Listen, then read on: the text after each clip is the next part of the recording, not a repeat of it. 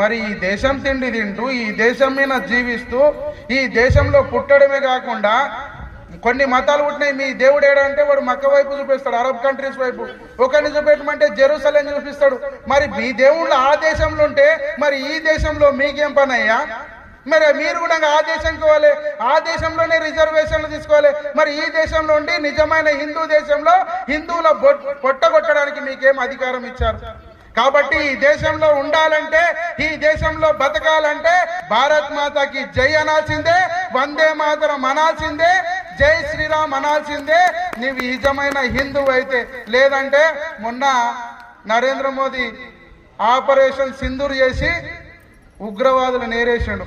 కానీ జాగ్ రహా హే జనగణమన్ నిశ్చిత్ హోగా పరివర్తన్.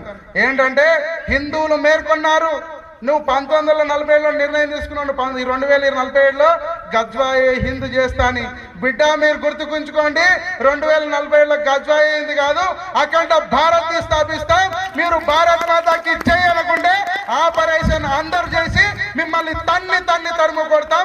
ఎప్పుడైతే ఏ బిడ్డడైతే ఇక్కడ భారతదేశంలో పుట్టాడంటే వాడు భారత్ మాతాకి జై అనాల్సిందే, నై అంటే మిమ్మల్ని కూడా సాగ నంబాల్సిందే పక్క.